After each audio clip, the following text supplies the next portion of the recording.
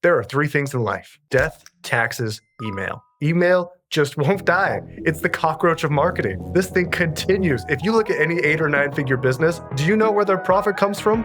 It comes from their email list. Gosh dang it.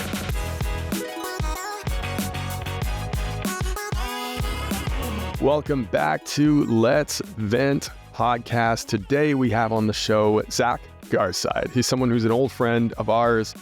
He came onto the show back when it was HVAC Success Secrets Revealed, when he was working with Power Selling Pros, which was working with companies to help identify their CSR issues and call center problems, help coach them through that and work through those issues. Well, Zac has started his own company now, and he is working in the age of what used to be yesteryear of marketing with email, something that most companies do not do very well at. And as Zac identified, email is the cockroach of marketing. It is that thing that just will not die, no matter how many new techniques and tactics come out for how to attract more customers back into your business. Email has consistently been there, and it will consistently be there as a way to communicate with your list. So today we dove in with Zac on how we can improve our open rates. How do we actually build a list to begin with? How often should we be sending out emails? And what are some of the best practices that he's seeing to consistently achieve open rates north of 40% and turn those open rates, those open emails, into actual book calls on your calendars and your job boards? It was a fantastic conversation. Can't wait to have you dive in and listen here. With this conversation with Zac Garside, you obviously were at Power Selling Pros, had a great career there, great company, fantastic group. How did you get into email? Why was email marketing and wanting to start your own business something that was important to you? Why, where did that dream, that vision, that goal come from? First of all, thanks for having me on the show. You're the man. Just can't believe how beautiful your kitchen is. Second of all, do you know Ryan Deiss, digitalmarketer.com? I don't know. So basically, digitalmarketer.com was like a great marketing training company. And in 2018, I became the marketing manager at Power Selling Pros, but I had no idea what I was doing. It was basically one of those situations where they said, "Hey, Zac, you're a millennial. You got a Facebook profile. Why don't you be our marketing manager?" And I said, "Yeah, that sounds amazing." So promptly, I went and started looking for where do I learn marketing? And I decided Digital Marketer was a pretty good place to learn. And they happened to be hiring interns. It was a competition. So you basically had to create a marketing plan for a fictional software company, which later turned out to be real. And they took all these marketing plans, they kind of whittled it down, they interviewed the top ones, and then they awarded the internship to 3 of us. And I got it. So at Digital Marketer, I go in and they've got the sales team, they've got the customer success team, ads, SEO. And there's this one guy, Ben, who is the first person I've ever met who sits down every day, writes an email, hits send, and poof, money appears. And while you got all these other departments working so hard to grow the business, it's not that he wasn't working hard. It's just that he has so much leverage because he could sit down, write something, and people would pull out their wallet and buy. I looked at that and I said, immediately, I was like, I need to learn how to do that because that is that's an amazing skill right there. Look at all that leverage. Like, you literally just send a message and you've made your money for the day. That's incredible. So when I got back from the internship, I went to Brigham at Power Selling Pros and I said, "Hey, do we have an email list?" He's like, "Yeah, I think we got like 4,000 email addresses." I said, "All right, I want to send them emails. I want to send them marketing emails." And everybody was kind of skeptical, like, "Oh yeah, whatever, like you can send them some valuable content." I'm like, "No, I'm going to get sales. Like I'm going to drive pipeline with this." So I started doing every Wednesday, every Friday. Wednesday would be like a how-to tip. Friday was same subject line every time, some inspiration to end your work week. The beautiful thing about email is it's different from other marketing channels in that if you do SEO, it takes a while for it to work. You're not going to see results immediately. But with email, the results are immediate and then taper off with time unless you can add names to your list, then you can keep the momentum high. Right. But we immediately started getting more opens, replies, sales from email marketing just because we were doing it. The flywheel started spinning at that point, and I was, I'm getting results without even being technically good at it. So what happens if I become great at this? If I become a good writer, if I become good at condensing a message, at telling a story. And I just became obsessed. I did that for 6 years at Power Selling Pros before last year, or 5 years at PSP. I was 8 years total at the company, but last summer I resigned from my position as CEO and decided to start my own business and write emails. I write email bangers for a living, is what I like to tell my friends and family.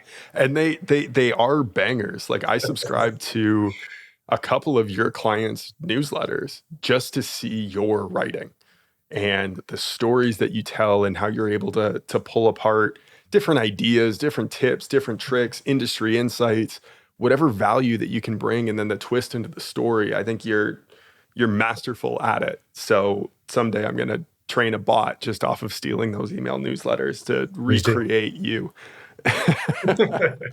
Okay, so you came back to Power Selling Pros. And by the way, I do want to acknowledge one thing really quick. Taking an internship to go and learn.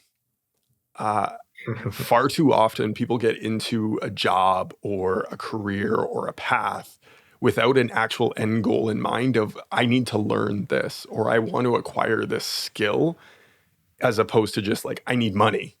And I know that we need money, especially if you have kids young and things like that. Like, the need to provide is there. But, you know, this was something I learned from Rich Dad Poor Dad when I first read that book, gosh, 20 years ago now. Being able to go and start a job, start a career path where you're looking to acquire a specific skill. I started selling Cutco knives because I wanted to get better at sales and to acquire that skill, regardless of what it was that I was going to do afterwards. I was still a university student at the time going after my degree, but I knew that I wanted to be able to sell. So I went and got a sales job. It's incredibly important to acknowledge that. And for you to go down that path is awesome. Yeah, just to add on that, that is such a brilliant point, because too many people want upside without risk. Correct. You go find a great company that you want to work at, but then you want them to basically maintain your lifestyle when you have proven no value to them yet.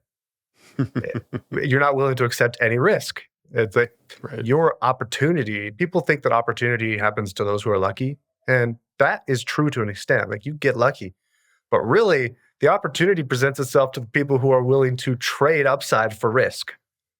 If you say, like, I'm willing to do an internship, or I'm willing to work for nothing so that we can invest in growing this and keeping this thing becoming better, that's where the opportunity flows to, right? Like, it's very, very, very rare for somebody to go and making 10K off the bat, all upside, no risk.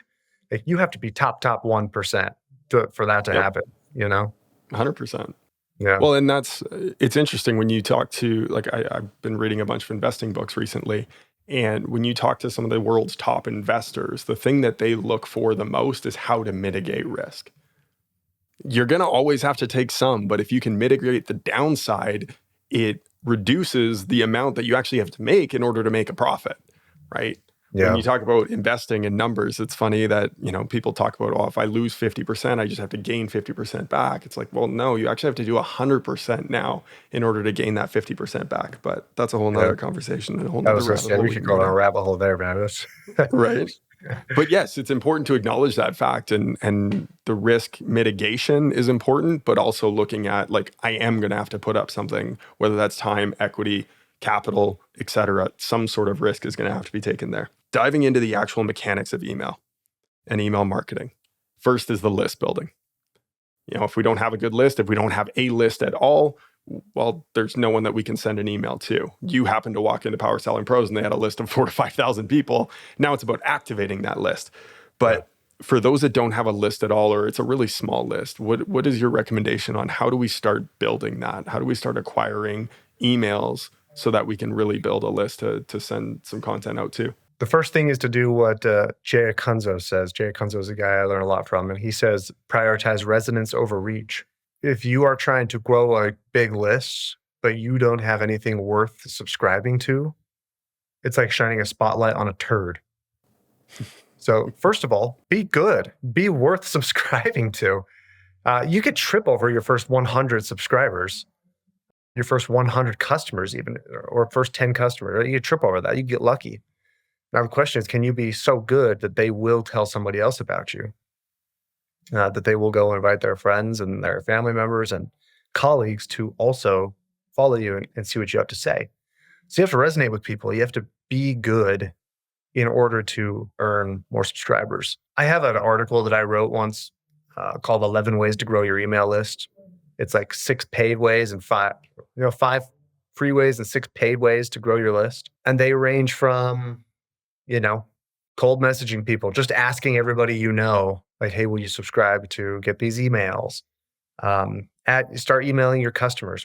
Contractors in particular have customer lists that are just sitting there. Every contractor that I work with has a list that's not getting email. I'm like, so let's start. You're going to love the first month of working with me. I mean, it's because we're just going to start immediately pulling business out of this list.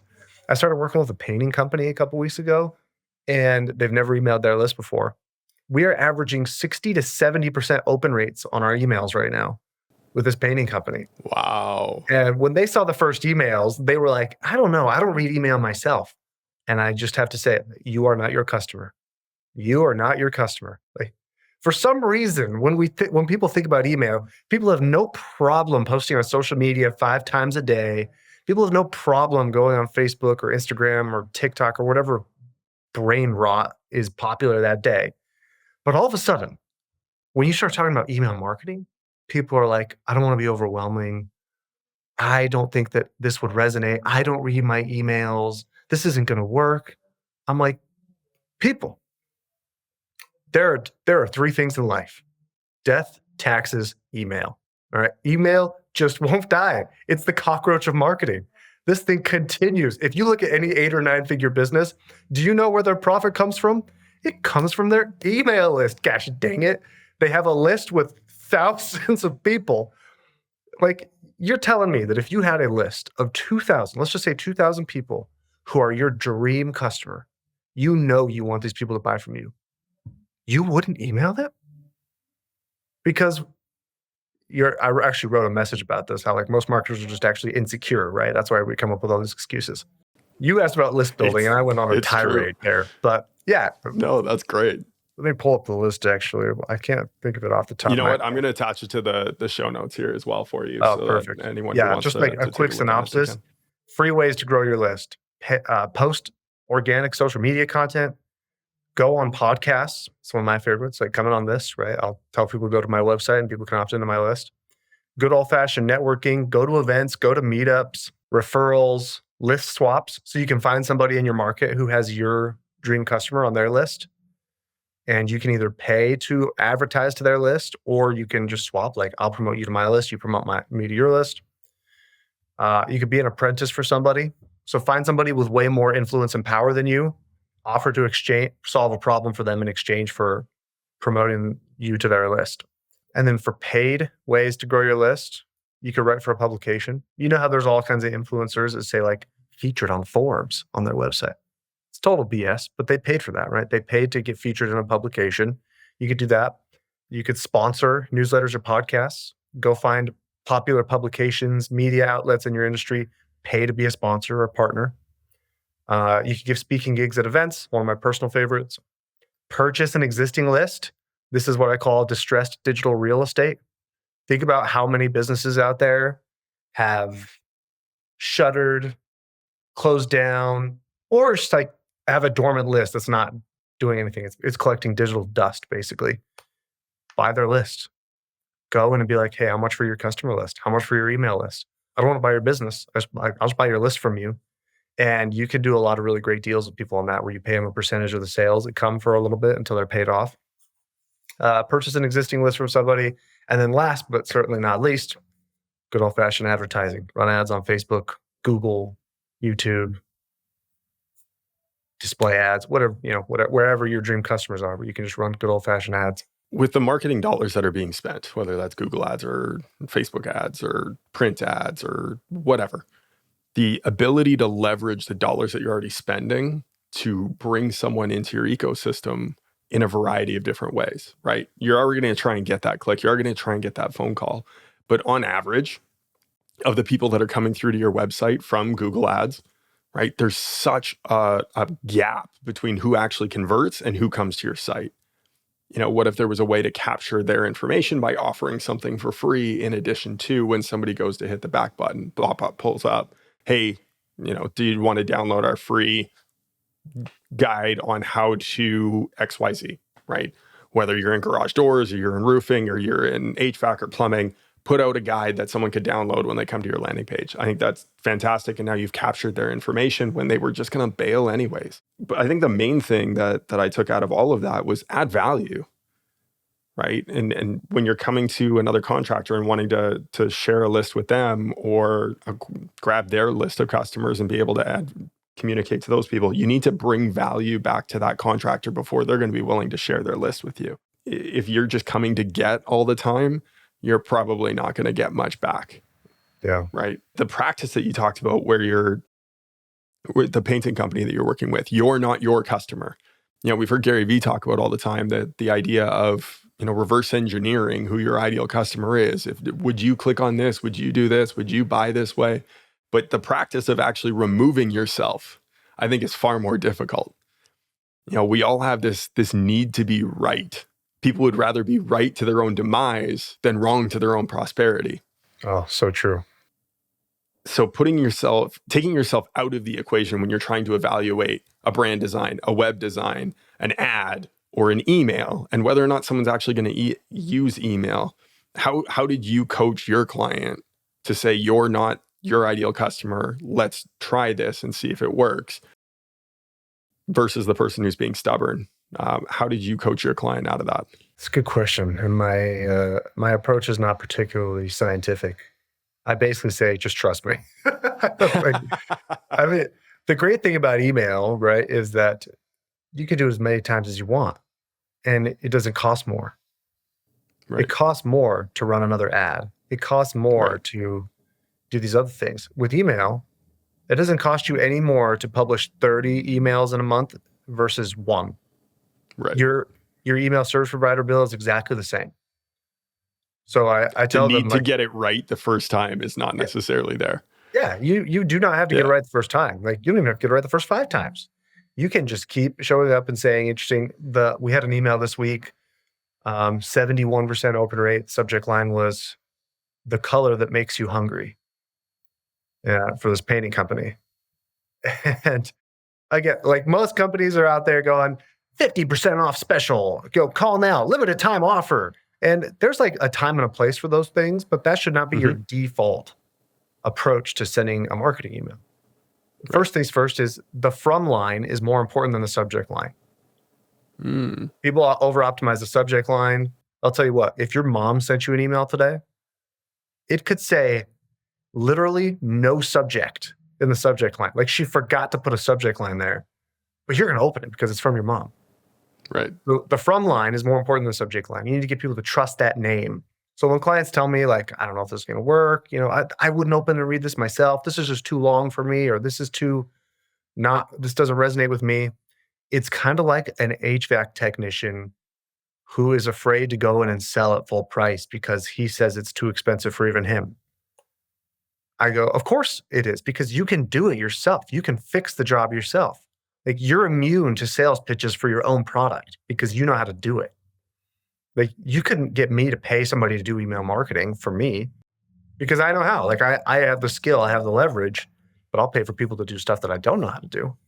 So you just got to publish the message, put it out there. And if it doesn't get a response, congratulations, you were right this time.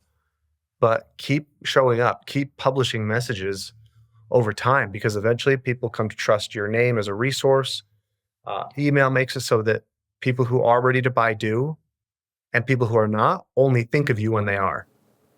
Right. For businesses that haven't email marketed to their campaigns, their customer lists in a very long time or ever, do you find that reactivating that list can take some time, or is it something like this painting company where it hits right away and all of a sudden you're seeing massive open rates because people want to hear from you, they just haven't? It depends on the business, to be honest. Like, sometimes it's really quick and we just go from 0 to 50% opens and good engagement and sales immediately. Other times I've had to break up relationships with clients before because it's just not working. And generally it comes down to the quality of the list over everything else. For example, a contractor or just any business in general has 10,000 people on their list.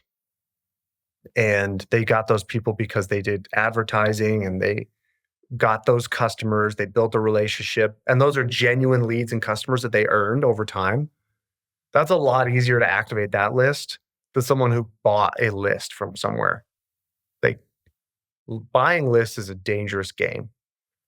And you will wind up in the spam folder so fast if you're just like bulk emailing lists out of nowhere. Right. I had a client that I worked with earlier in this year. We'll just say they buy their list. We'll just say, I'll leave it at that. And they were like, can you help us? And I hadn't really thought too deeply about the particulars between a bought list and an earned list. So I said, yeah, let's do it. And it was a freaking nightmare, dude. I was spending 80% of my time on this one single client because every single day it was just spam folder issues all day long. I was like, struggling to get a 10% open rate on this thing. Finally, after 2 months, I said, you know what? It's been a pleasure, but it's time for us to part ways. This is not working. So that's generally what determines how easy of a lift it's going to be to activate a list. It's like, how did you get those email addresses? How did you inherit that list? Right. If these are customers and leads that you've earned over time, it really can be just as simple as, all right, let's chunk it up into groups of 500. So I'll make whatever the list is, I'll break it up into groups of 500, and I'll just start sending one group at a time until we've got everybody in the rotation. And then I'll just combine all the active contacts into one list and remove the inactive ones. Do you have like a way to warm them up into the reoccurring emails? Like if it's a new client that was acquired, you've already got your list that you've been emailing consistently. Yeah. And you're bringing a new person in. Do you warm them up with a sequence first, or do you just hop them right into the newsletter with everyone else? I just pop them right in. The first one is the wake up campaign is what I call it. Okay. So the very first email is usually some iteration of, hey, first name, it's Zach. You know, you're getting this email because you've been a customer of ours, or because you got my ebook, or you got my whatever your lead magnet is. And I'm not going to lie, I dropped the ball. I haven't been emailing you like I should have with really great tips and tricks and offers, but I'm going to now. If you want to break my little heart and run for the hills and hit the subscribe button, I completely understand. But if not, you're going to hear from me 3 times a week now. And I like to go with that like self-deprecating tone. That's like, I should have been messaging you, but I haven't been. Right. And I completely understand if you want to subscribe. And then I just move forward after that. I don't have this big, long, drawn-out warm-up campaign. It's just wake up email and then proceed as normal. And is that 3 times a week? Is that the cadence that you recommend usually too? It depends on the business. So for myself, I go like 3 to 4 times a week. They call it the 4 email work week. A little term I got from a guy named Joey Persia. But with contractors, I have many clients who we just go like every other week. Okay. It depends on the type of products and services you sell, right? If you get a service that people buy like once a year or twice a year, like HVAC service, I just don't think you should email every day. No, you should be spread it out a couple times a month, 2 to 3. Other different types of companies, you know, coaching, e-commerce is much more aggressive, like much higher frequency of emails. So yeah, it really depends on the type of business, what they're selling. Marketing is not a gamble. It's math. And at Free Agency, we crack the formula. At Free Agency, we don't just do marketing, we engineer growth, stacking the odds in your favor like the Billy Bean of the trades. Our system is in theory. It's been tested, refined, and scaled at the highest level. Last year, our clients averaged 45% growth, and we've taken companies from 8 to 9 figures in a single year, not by spending more, by spending smarter. Our playbook is built on 4 core strategies: scouting to dominate awareness, drafting to fill the bench with high intent leads, signing to convert efficiently, and scoring to maximize every customer's lifetime value. Every step is intentional. Every dollar is tracked. And if you're spending over $1 million a year in marketing and not seeing a 10x return, you're leaving money on the table. We work with ambitious, no BS contractors who don't just want to try marketing. They want marketing that wins. So if you're ready for 50 to 100% growth in the next 12 months, Let's build a game plan, because at Free Agency, we don't just play the game, we rig it in your favor. Visit freeagency.ai to book your game plan today. That was where I wanted to go as well with the conversation. So I'm glad you brought us here anyways, was how do we stand out? How do we cut through the bullshit? Because there's so many emails. Like I've got my personal inbox, I think has 50,000 unread emails. And that's not unheard of for a lot of people. And so one, how do we cut through the clutter of the inbox itself? And then two, kind of a secondary question to that I want you to hit on at some point in your rant, will be how do we get it from going to the promotions inbox on Gmail and instead land on the main inbox that people are actually checking more frequently? First of all, I go back to the from line is more important than the subject line. When it comes to cutting through the noise, is be a name they know, like, and trust. Right. Be somebody that they look forward to hearing from. That's the best thing you can do. And that's a long-term play, right? There's not like any shortcut or hack to that. It's just showing up regularly over time, building trust, sending quality content and quality offers to a quality list. Right. Add That's value. Don't just try and sell shit all the time. Yeah, it's right. That's the unsexy, boring, but best answer. Right. And then tactically, for actually standing out, I mean, there's so many different things you could try. Like very few people try switching up the from name in the email. They'll just say like Zac Garside every single time, which again, the from line is more important than the subject line, but you can switch up your from line a little bit, like ZG. Or I did an email for a garage door company once, and the from line was your garage door, like an email from your garage door. And the subject line was help me, please. So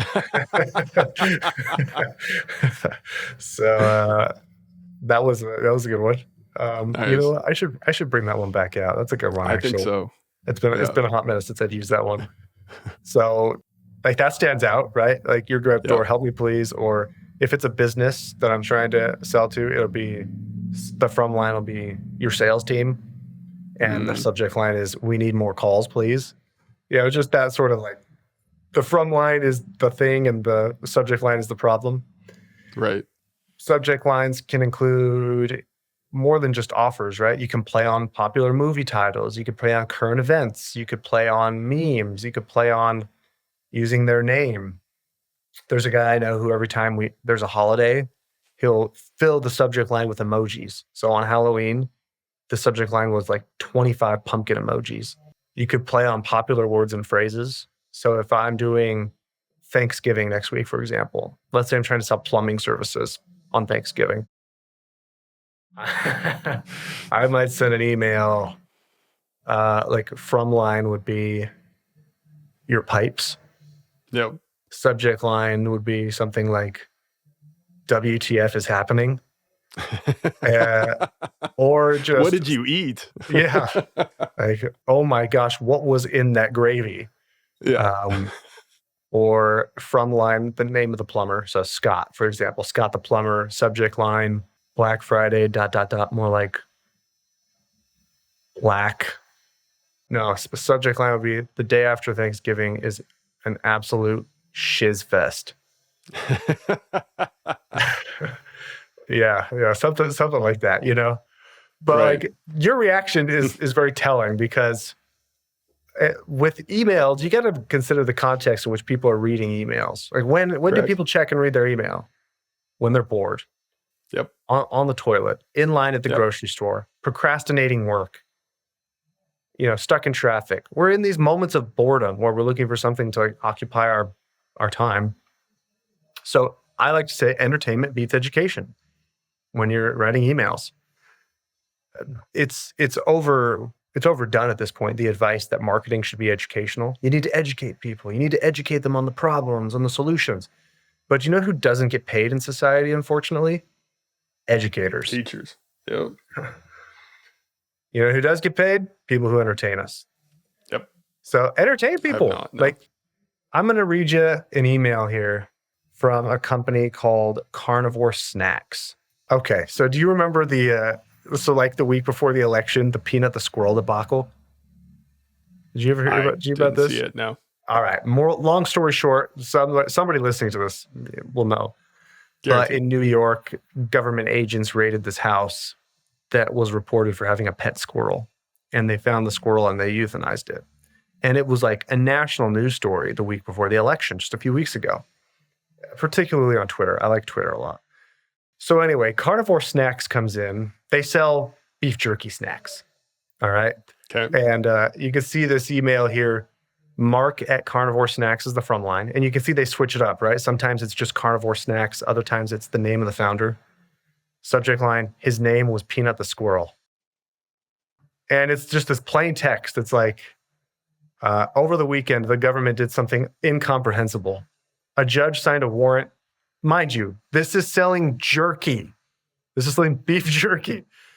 A judge signed a warrant. A convoy of agents were dispatched. 10 armed men burst through the door of a sovereign citizen's home, barred him from re-entry, and ransacked his home for the next 5 hours.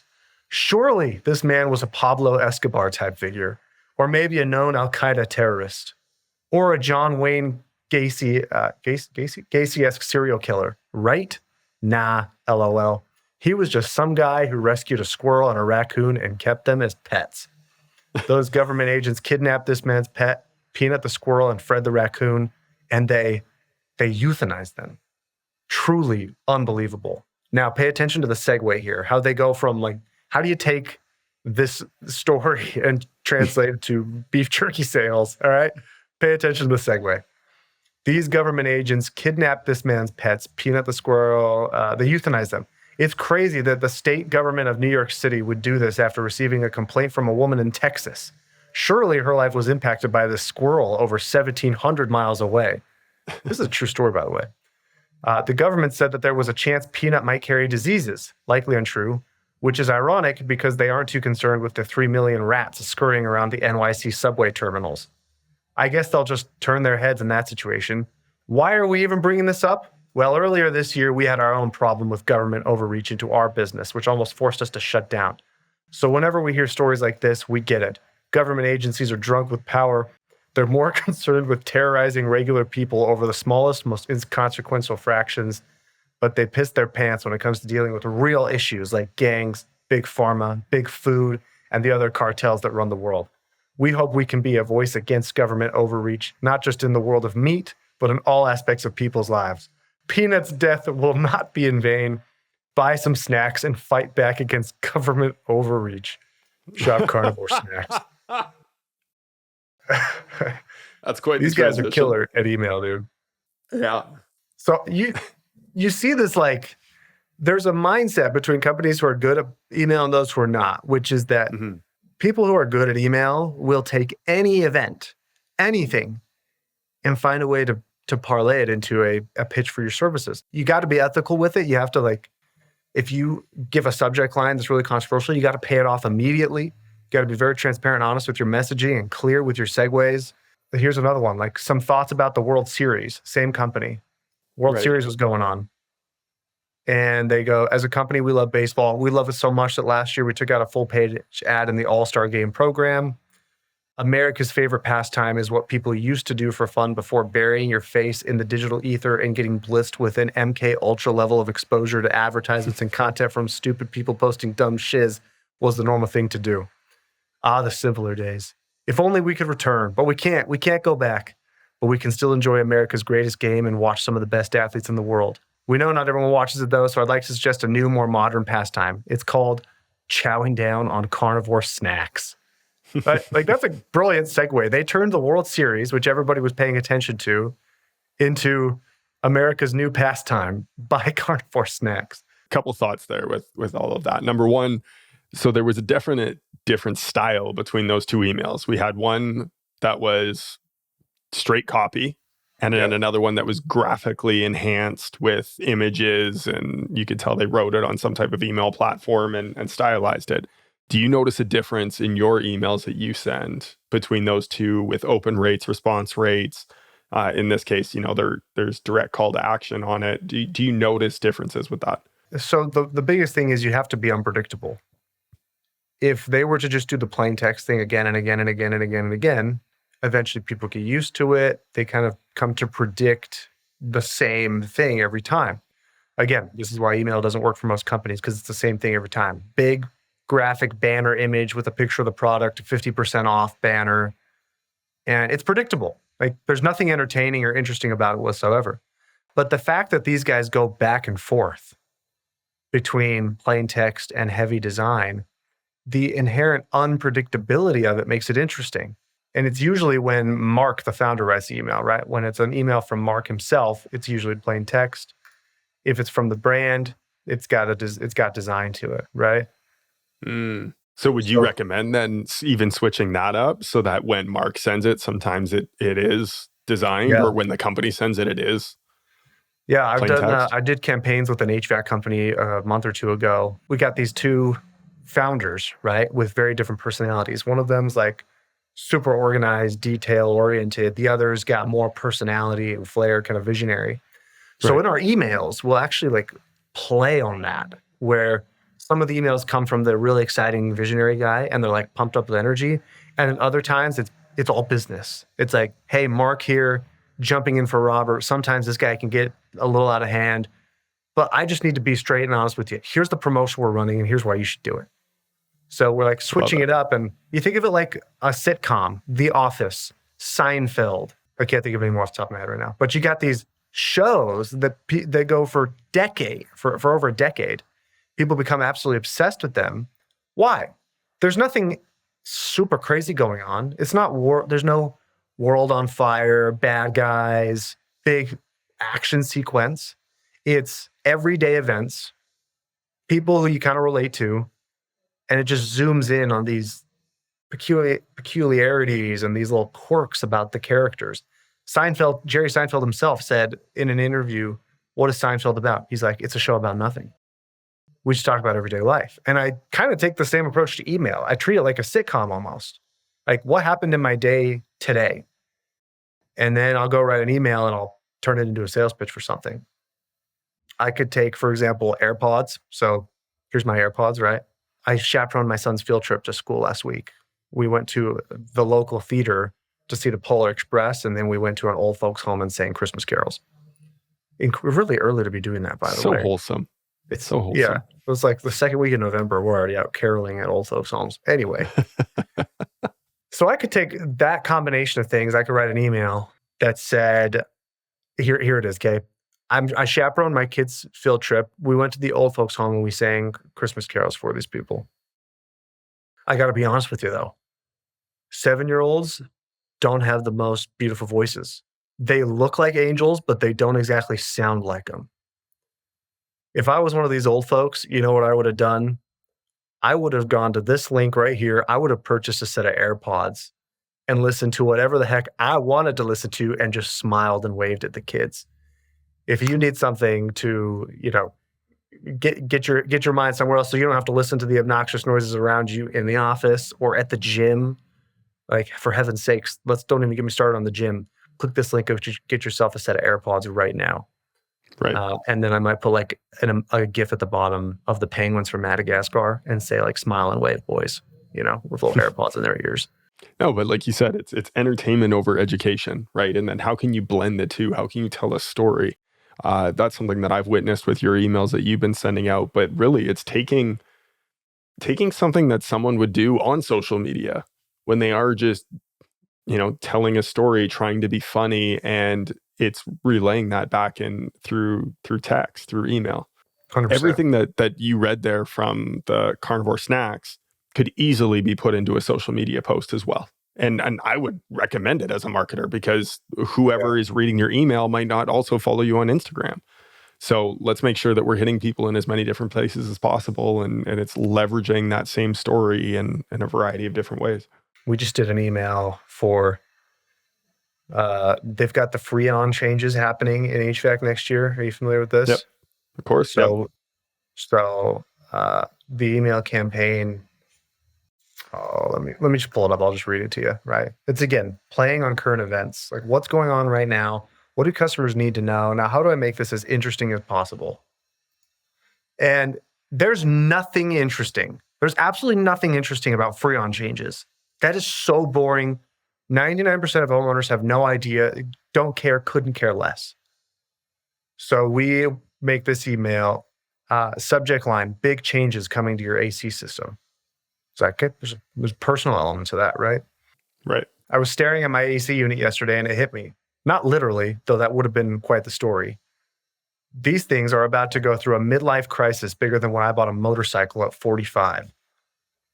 Here's the deal. Starting in 2025, the EPA is giving our current AC refrigerant the boot.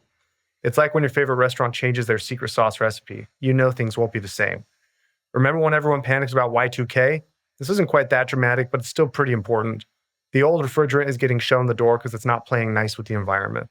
So you see how we're taking this insanely boring thing that no one should care about at all, but we wrap it in entertainment. We wrap it in the analogy of buying a motorcycle at 45. Your AC is about to go through a midlife crisis. It's not playing nice with the environment. The new guys are like the cool new kids in school. They're better for the planet and might even help your wallet. But getting ready for them is like renovating your kitchen before the in-laws visit.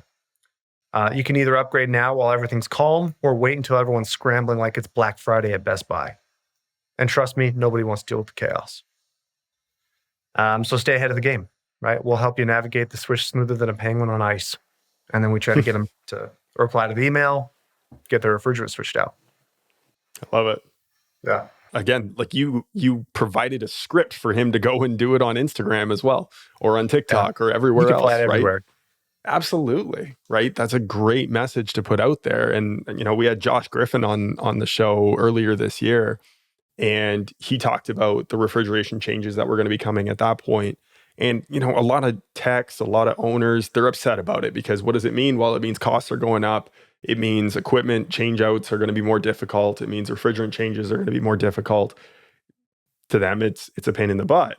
And there's a lot of questions around the refrigerant itself, and we're not going to get into that here. But the thing that I really love that he talked about was, look, you can't change it. So why don't we look instead at all the things that we don't like about it, and let's find the things that we do. Well, what does this mean? Well, it's more dangerous to work with. So less homeowners are going to want to touch it. And there's a whole nother story that you could write about there, right? And being able to create something that is going to actually relate to customers in a way that helps them understand what it is that's coming.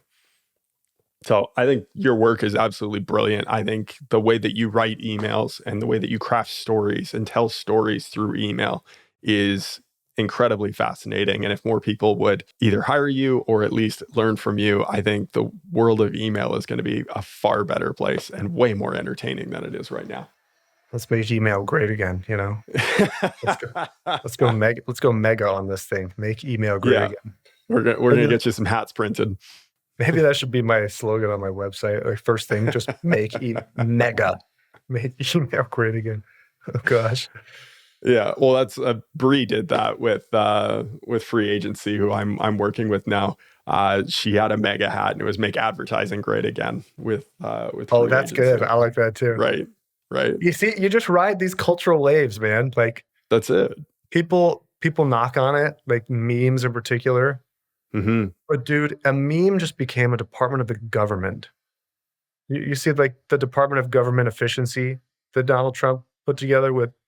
As you can tell, with Elon and with Elon and Vivek Ramaswamy, I think is his name. Yeah, they called it Doge. Like the guy who helped popularize Dogecoin officially got a government department named Doge. Like and people are over here thinking that this stuff is just too silly for their business. Your business is far too professional, far too serious for something as silly as humor. And I'm like, whatever, dude.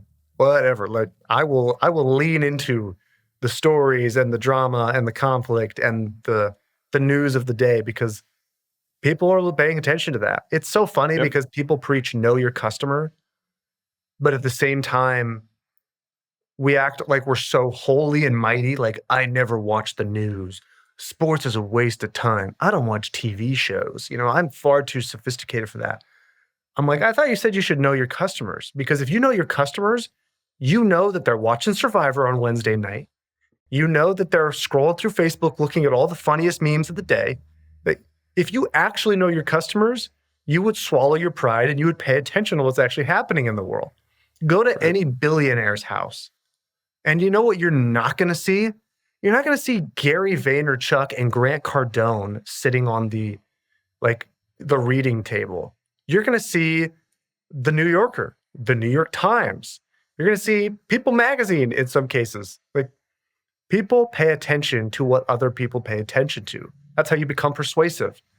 So I am not at all above humor, storytelling, tapping into the zeitgeist of culture and playing on whatever people are paying attention to right now. Well, and that's just, it's a slight change of focus when you're consuming.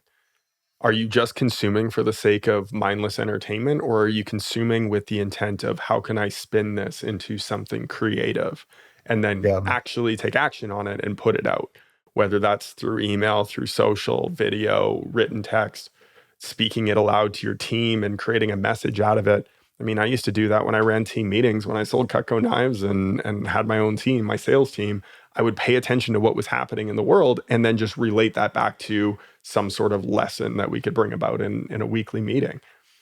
People love stories, and they love storytellers, more importantly. It's beautiful. Yeah. Zac, this has been an absolute treat, my friend. Thank you so much for coming on, dropping some value. We'll make sure we put the article down in the comments below as well for the 11 ways to grow your email list. Any other freebies you want to throw out there for people? If you go to my website, zacgarside.com, you can get the reply email. It's a simple email template. You can send your list today. Watch what happens to your opens, replies, and sales. Ooh, there's a tease. Yeah. I have seen it. It's fantastic. And it works, more importantly. I just updated it this morning, actually. Oh, did you? It's a new one? I updated it. There was a couple things in there that I needed to make a little better. So it's new and improved, what shall I say? I love that so much. Zac, truly, I really do believe that what you're doing is making a massive difference. I subscribe to those email newsletters for other businesses, and they were even competitors of mine when I ran my agency, simply because of how you wrote your emails and the messages that came across in them. So I really do think, like, contractors that are not using you need to have some conversations with you.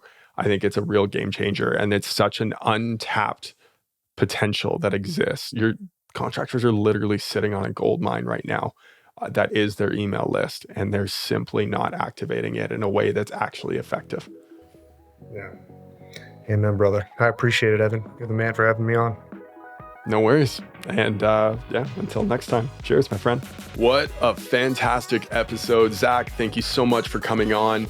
Again, for everyone, make sure you go back and you subscribe to his newsletter so that you can see what it is that he's sending out. He's got that free email that you can take and implement today in order to reactivate your client list. So go check it out at zacgarside.com. All the spelling is down below in the show notes. You know, one of the things that Zac and I talked about right after the show as well, that I wish we would have touched on more in the show, is the win in email marketing. A lot of people talk about open rates. A lot of people talk about actually getting book calls and getting jobs on the board, and that's being the win. Sometimes the win is just sending the freaking email, getting something out instead of constantly getting bogged down and spending hours and hours on trying to craft the perfect email. Isn't the best use of time. Sometimes it really is just getting your name in their inbox and then making sure that they feel good about what it is that they see in their mind when your email shows up. How do you do that? Add more value than anyone else. Everyone else is just trying to sell stuff all the time. If you can be creative, if you can be entertaining, if you can be fun and add value while you're doing it, you are going to win at email long term. And every time they see your name in their inbox, it's another imprint of your brand on their mind, and it's taking up a little piece of their brain power. So that to me is one of the biggest wins when it comes to email marketing. Zac had some unbelievable tips here. Make sure you go read the 11 ways to grow your email list that he attached to this as well. That's down below. Go get his free email and apply it today. Take action on something. Even if it's just sending an email a month, do something with it, because you're sitting on a gold mine when it comes to your database and your list, and you're just not using it. If you're short on calls right now, this is something that you can do today to get more jobs on the board. So go grab his free email, Go send it out to your customer list and see what happens. What's the worst that can happen? So if you like this show and you want to hear more, make sure you go hit the like and subscribe button. Go hit that share button and go introduce this show to someone else that you think might benefit from also listening to the episodes. Thank you so much. We appreciate you, and we'll see you next week.